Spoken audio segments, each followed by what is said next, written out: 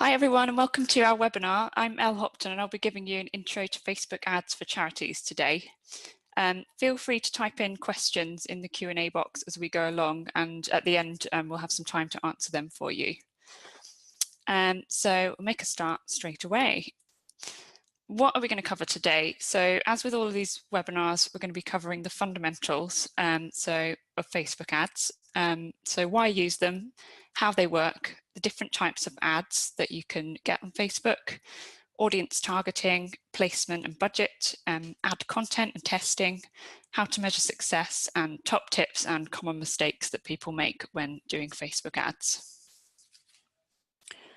So first of all, why Facebook ads? Lots of charities are using them. If you've got Facebook, you're probably seeing lots of charity ads in your newsfeed. So these statistics from We Are Social and Hootsuite show that Facebook is the biggest platform. It's got the most active monthly global users, and it's way ahead of the second one, which is YouTube. So lots of people on Facebook, and that means you can reach so many more potential donors, volunteers, fundraisers and supporters.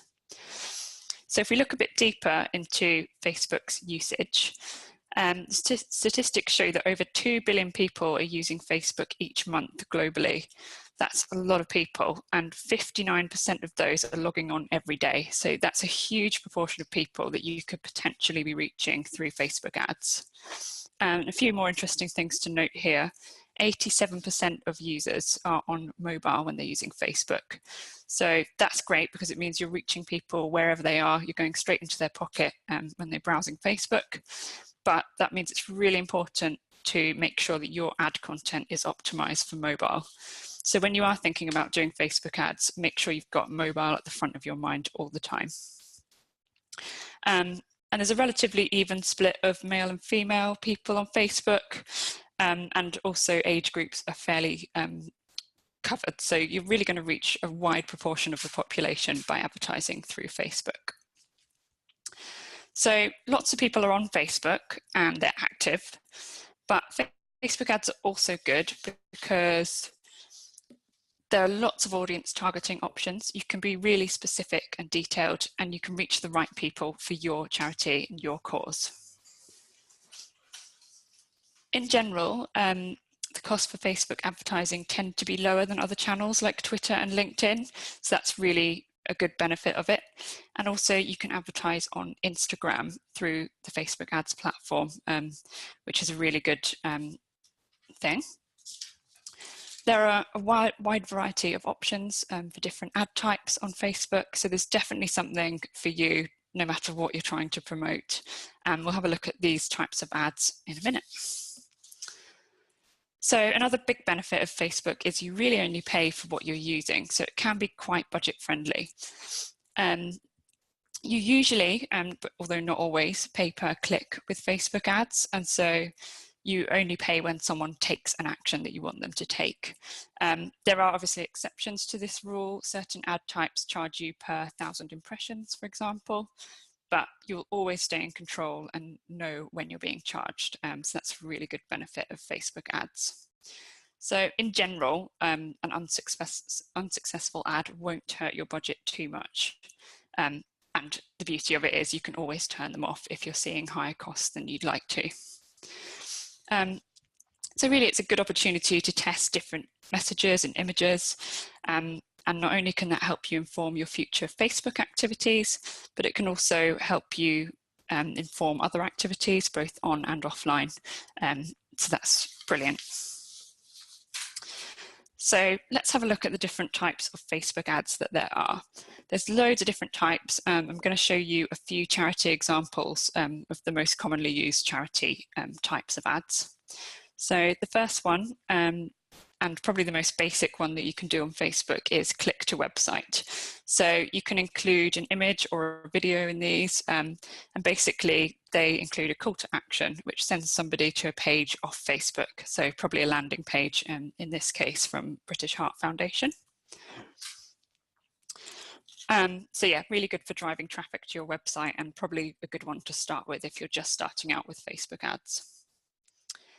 Next type, I've seen a few charities using these, are carousel ads. These basically make the most of people using smartphones and tablets and people's sort of urge to swipe on things. So you can see here that we can scroll through the different images of this guide dog puppy, and it gives us lots of different things about that puppy. This is really good for displaying, for example, different types of fundraising products that you have or different events that you're running. And by looking at the analytics of these, you can actually see what most people are interested in and which one they're actually clicking on the most. So that could be really insightful just generally for you. Video ads. So you can either, as I said before, use videos within a normal click to website ad, or you can just have a video views ad, which basically just encourages people to watch the video and they don't have to do anything else. They don't need to click through. The great thing about video is that Facebook really favors video in news feeds and its algorithm. So this can be quite a cheap option at the moment. It pushes video, so it's probably more likely to get a good reach and lots of people seeing it and sharing it. Another good thing about video is that normally, although users can turn this off, is that videos will autoplay in the newsfeed. So they are quite eye-catching, especially if you've got some really good video content, and they will make people stop and watch and hopefully click. Canvas ads, these are relatively new. They're basically a normal ad in the newsfeed, but when you click on it, it opens a full screen experience for mobile. So this is an example from the NSPCC that I saw recently. You can use it, it's almost like a landing page, if you like, that people can click onto without actually leaving Facebook. You can add lots of different types of media to this. This one's fairly static, it's just an image with some text, but you can add videos, you can scroll around, and then you can have a call to action at the end for people to click through. So this is really good for encouraging engagement, and you can then retarget people who have engaged with these types of ads.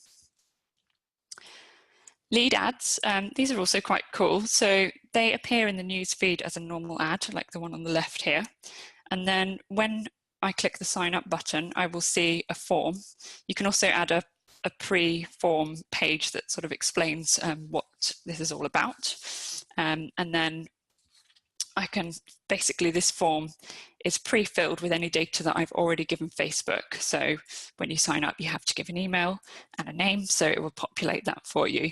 And you can actually choose which fields you want in here. So if you're just looking for phone numbers, then you can just have the phone numbers, likewise with email.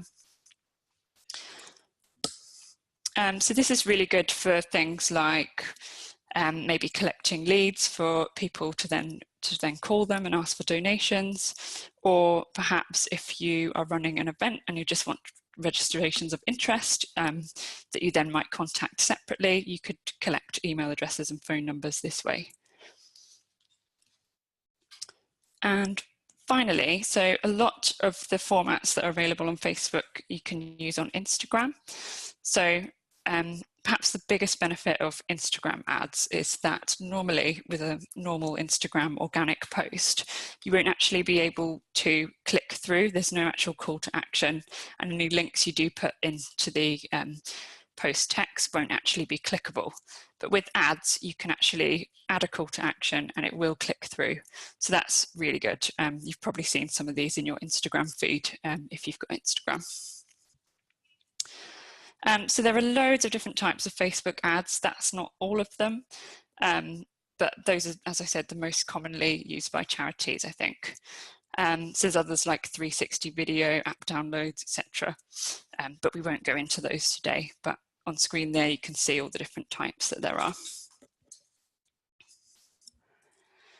So how do Facebook ads actually work? Well, it can be really daunting when you first log in to your Facebook Ads Manager. So let's have a look at how it works. So basically, each account is made up of campaigns, and each campaign you would choose an objective for, which we'll look at in more detail in a moment. And then within each campaign, you can have multiple ad sets. So your ad sets are basically where you choose your targeting, your budget, and the placements of the ads. And then within each ad set, you can have multiple ads. And this is where the creative part happens, the bit that people actually see. So ad copy and media is all chosen at this stage, and it's where you'd set up different ad creatives if you wanted to do some testing. So the thing to note there is that your ads are within an ad set, so every ad in an ad set has the same targeting, placement and budget settings. So let's go into a little bit more detail on each of those areas now. So when you log on to your Facebook Ads Manager, you'll come to a screen and there'll be a green button in the top right-hand corner. So what you can do with that is just click the green Create Ad button, and then you will come to this screen here, which is the first thing. You need to choose your campaign objective. Basically what this does is it tells Facebook how to optimize your ad to get the best results out of the audience. So it's really important to select the right thing here. It really depends what you're doing. You need to know what you're trying to achieve first. Mostly for charities, you're probably going to be using the traffic objective, perhaps video views if you're trying to just get video engagement and warm up an audience, lead generation, I've seen quite a lot being used, and also conversions. So one thing to note with conversions, anything in this column here, you need to have the Facebook pixel fully installed on your website. So if you don't have that and you can't for some reason get that sorted, then you're fine to just use traffic. It just might not be as optimized as well as it would have been with the conversion objectives. So what you do there is you just select the one you want, and then you'll be taken on to the next step, which is ad sets. So the first thing in the ad set is the audience. So there are lots of different audience targeting options in Facebook. It's one of the best things about it. So the most simple and basic thing you can do is target with demographics, interests, and locations. So the interface is really simple to use. You just pop in your locations that you want, your age groups, gender if you want to split by that, and then detailed targeting. And Facebook's got lots of options. You can just click browse and see what there is, or you can type something in just to see if it's there. You can add lots of different interests, and one of the best things I think you can do here is you can add different layers of targeting. So let's say I'm a health charity and I want to advertise for a running event. So I could then put in interests that are around health charities, and then I can add an and clause to that. So people who are interested in health charities and running, fitness, that type of thing. So that way you're getting a really specific targeted audience that is definitely going to be interested in your ad. You're not just targeting anyone and everyone. So if you're not sure where to get started with targeting, you might have some user personas and things like that that you could use. But if you want to go a little bit more detailed and just have a look at what's out there, the Facebook Audience Insights tool is really useful. So I think one of the most important things with Facebook ads is to really research and plan your audience carefully. You don't just want to target, 35-year-olds in the UK who are female. It's just, you're not going to get the results that you're looking for. So Audience Insight is a great tool for this. If we've got time later, I will actually do a demo of the Audience Insights tool. But what you can do is you can put in your page, you can put different locations, any interests you think, and it will show you the people who like your page, for instance. It will show you, their age, gender, demographics, things like that.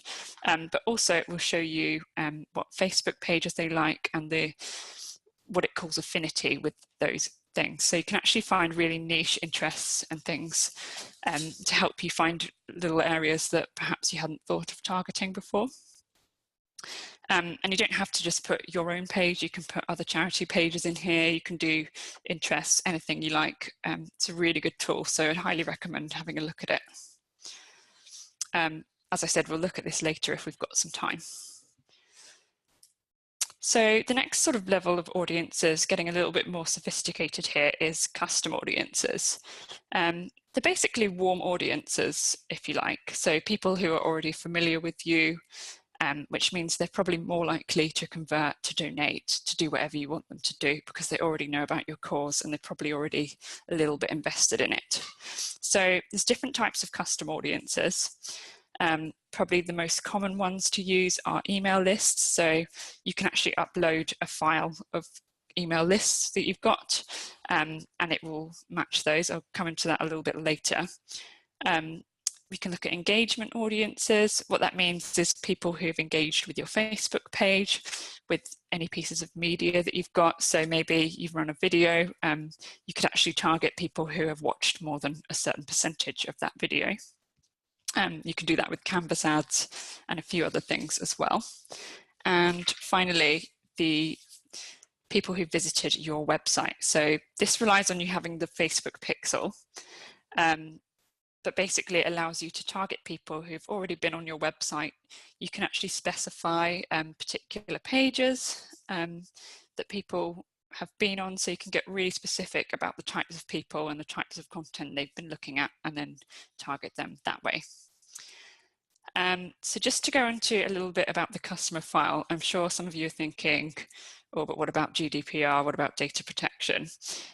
Yes, definitely something to consider. So what it does basically is you upload your email list.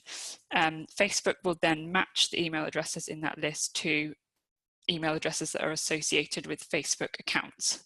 So basically you're just finding your list of donors on Facebook if they're there.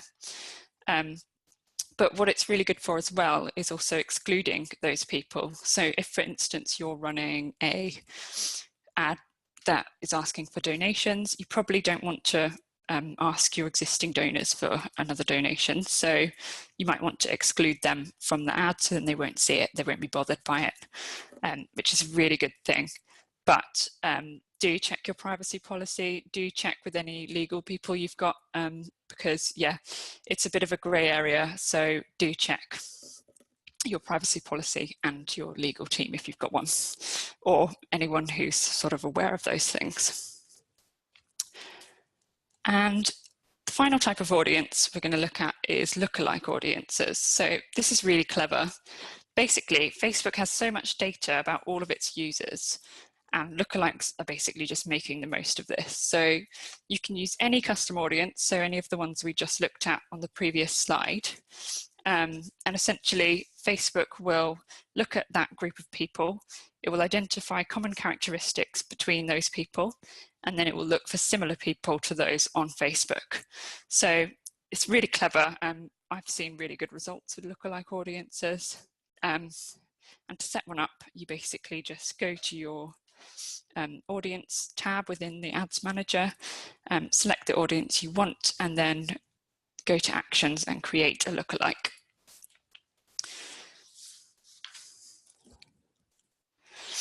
So other settings for ad sets, there's a few things that you need to do.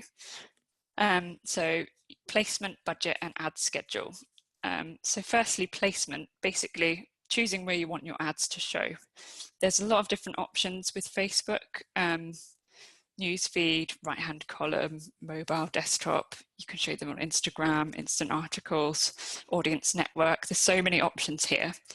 The one thing I would say, Facebook do put the automatic placements is their recommended setting, but I would actually say always edit your placements, because then you've got control over where things are showing, and you can actually, you know, I could unselect Instagram if I know that my audience isn't going to be on Instagram. I can do that. Yeah, so I think when you're starting out, just try and keep it within Facebook and just test things in small ways. The next thing is budget. I'd always say just start small if you're just starting out with Facebook ads. Your minimum spend can be quite low. By default, it puts in £20. I think that's good to start with.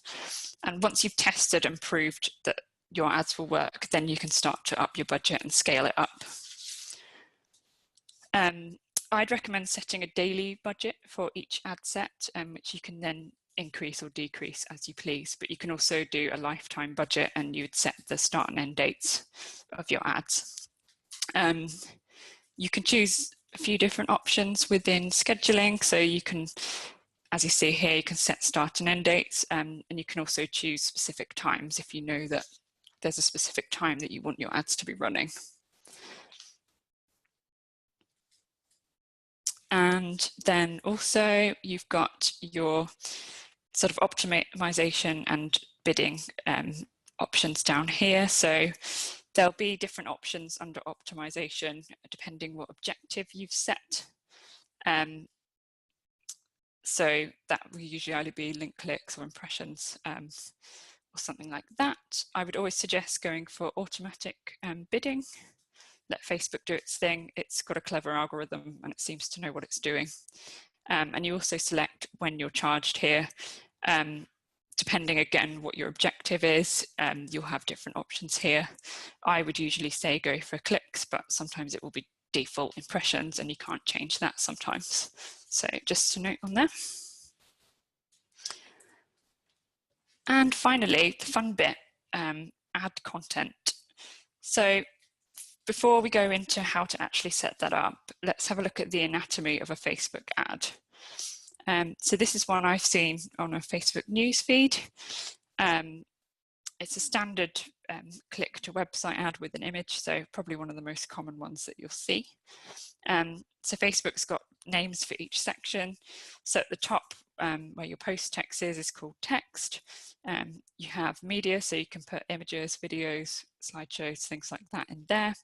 Headline is the piece that appears just below the piece of media in bold, and then you've got the newsfeed link description just beneath that. Note that sometimes that won't show up in certain ad types, so just be aware that, for instance, that might not show up on mobile. So just make sure that it all makes sense if with or without that piece of text. You can set a display link, which will default to wherever you're linking to, but you can customize it. And then call to action button. So there's a set amount that you can choose from. There's a donate now, learn more, and there's a few other different options that might be relevant. So I'll just show you how that looks within the ad manager as well. And you literally just fill in the boxes. So this is one for our ads account that I've just done an example for.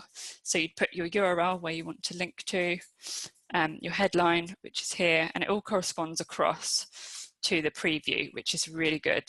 And you can actually scroll through the preview to see how it will look within different formats, which is really useful. So do keep an eye on that. You can see here, this is how it would look in a mobile newsfeed. So that's really useful to use. So a few tips for ad content.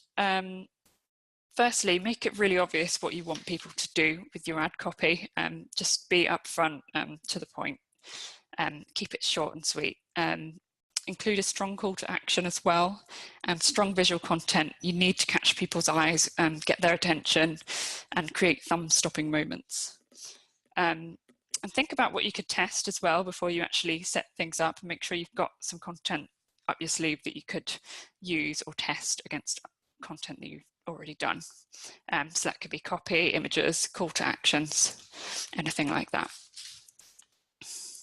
Another thing that you can do as well, don't be afraid to use existing content. So if you've got a Facebook organic post that you've run that's had really good engagement, it's worked really well with your audience, try turning it into an ad and see if you can reach more people with it. Generally, something that works well for your audience will also work well as an ad. So that's a really good thing to do. And if you've tested one thing, maybe you can then create different versions of it to see what might perform better. And you can use those learnings both in your organic and your future paid activity.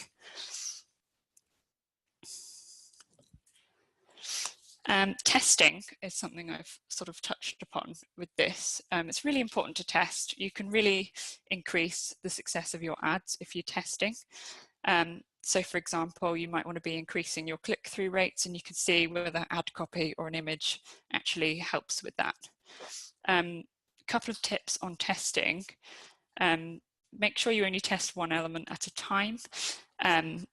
Let them run for 24 hours or get a good amount of impressions before you make a decision as to whether there's a winning piece of content there.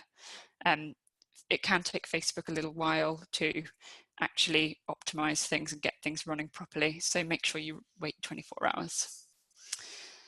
And finally, with content, don't forget your landing pages. They are just as important as the ad, and they can have a huge impact on the success of your campaign. So your landing page needs to be relevant to your ad, it needs to be really clear what you want people to do on that landing page, and it needs to be easy to use and reduce barriers for people to actually donate or whatever it is that you want them to do. Measurement, I'm not going to go into too much detail on this because we don't have a lot of time. It will all depend what you're doing with your ad specifically as well, but just some key metrics that you should know about on Facebook. Reach is how many people see the ad, and impressions is another measure, which is how many times the ad has been seen. They're both volume metrics. They don't mean a lot on their own, but they're still important to keep an eye on. You could be reaching thousands of people and not have one single click, so it's important to look at reach in relation to what you're actually trying to do. Results is basically Facebook's word for whatever you're trying to do. So it might be clicks, it might be how many leads you've collected, how many apps have been downloads, just depends what you're trying to do. And I'd recommend looking at the results rate for a more useful metric. Cost, obviously, this is per result. So again, if you're doing a cost per clicks ad, then that will be the cost per click. If it's for a lead, then it will be the cost per lead. Keep an eye on this because it can really vary quite wildly, and you can really make some savings if you're keeping an eye on different costs for different ad sets. Conversions is the most important thing that you should be looking at. If you're sending people to a sign-up page, you need to be looking at how many sign-ups you're getting for each of your ad sets. You could be running a really good ad but actually get no conversions, so make sure you keep an eye on that. And one really good way to do that is to make sure you use UTM tagging on all of your Facebook ads. Split up your ad sets and make sure that you track each one separately. So a couple of most common mistakes with Facebook ads. So not using different ad sets for different audiences is probably the biggest one. Make sure you split those audiences up, and then you can really learn about what works and what doesn't. You can easily switch off an ad set if it's not performing as well as others. So do make sure you do that. As I sort of mentioned just now, make sure you track beyond Facebook and beyond clicks. You need to be looking at the whole picture, not just your click-through rate. And not having the Facebook pixel on your website. Not everyone has the skills to do this and the technical ability, but it's really important if you've got someone that can help you with that to get that sorted, because it can give you much deeper insights into your Facebook ads. You can also do the Facebook pixel through Google Tag Manager if you've got that.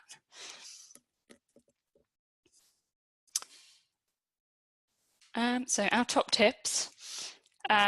My top tip would be to plan. Spend time researching and planning your audiences in particular. Start small, then scale it up. Keep ad copy short and mobile friendly. Make sure you use that preview window when you're setting up your ads, that it all looks good in each different format. Always test both creative, so ad copy, images, and audiences as well. And always have a really good quality landing page. And just to note here as well, actually, you shouldn't expect huge success with Facebook ads immediately. It's increasingly competitive. Test things, build on your successes. You're not going to recruit hundreds of new regular donors straight away, but just try things out and see what works and what doesn't for you. Just some further reading here. So Ad Espresso is a really good resource for Facebook ads information. They've got a beginner's guide, so check that out. If you want help with the Facebook pixel, Facebook's help is quite useful, so just have a look at that first. And also there's a useful tool called the Facebook Pixel Helper, which is basically a Chrome add-on, and it can help you see whether your pixel's working on your website. And if you're a little bit more advanced already, you know you've already started with Facebook ads, have a look at this blog on testing for Facebook. It's a really good read and it's really insightful. And if you want some homework after today, I would have a look at your Facebook audience insights. Have a look at different pockets of interest and look at affinities with different pages, and use your findings to plan some really targeted audiences for a campaign you might run.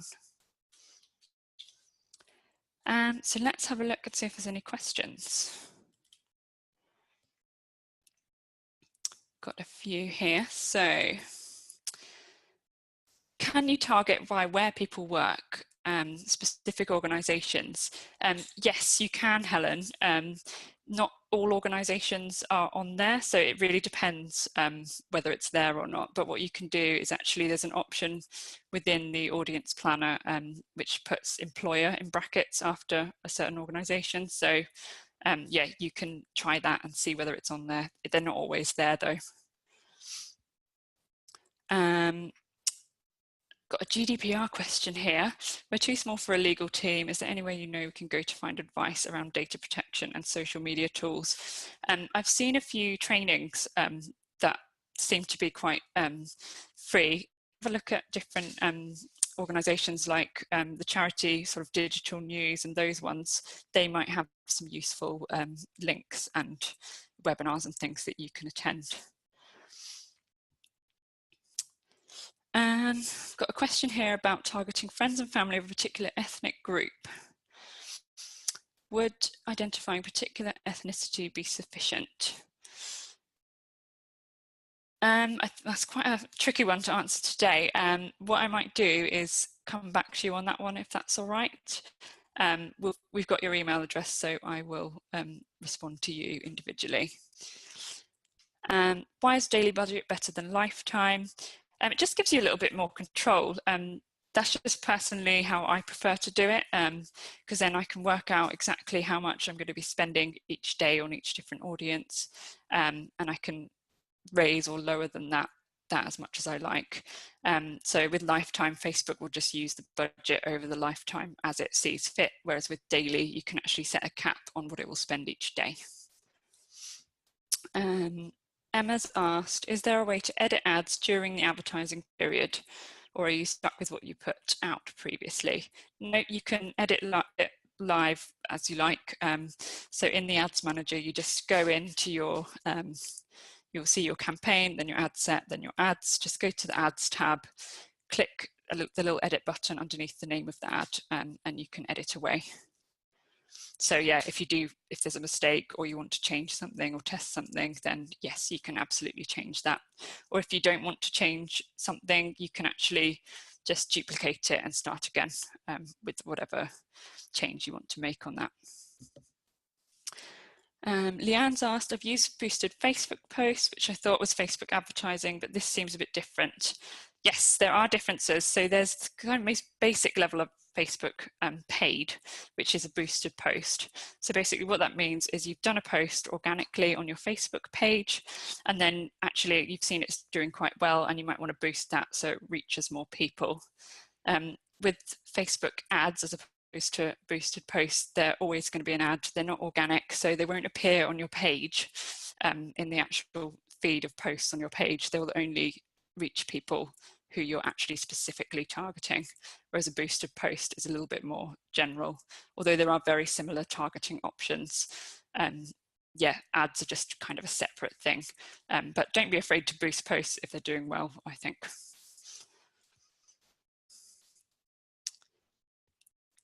So I've got a question here about call to actions. What would be suitable for the objective of letting a family friend know of a free learning opportunity? So if you're talking about call to action buttons, then there's a set amount that Facebook has. You can't actually type what you want in there. I can't remember off the top of my head exactly what options there are, but there's sort of a learn more, sign up, apply now. So you can use any of those, but also when you're writing your ad copy, just make sure it's really clear what it is that you're trying to say. try and keep it to the point. And you've got all those different elements. So you've got your headline, your post text, and your link text. So all of those can work together to help you spread your message. You've also asked, where can we track what's actually happened? So perhaps a registration link or a link to call back. So on your Facebook ads, if you've got your Facebook pixel set up and you're linking through to a landing page, you can actually track conversions on that landing page within Facebook. It's a little bit technical, but if you do want some more information on that, I can email you. I think I was going to email you anyway, so we can talk about that.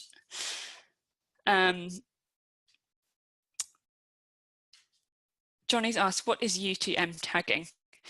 Great question. We covered this on our last webinar, but basically what it is it takes the link that you want to send people to, so your landing page URL.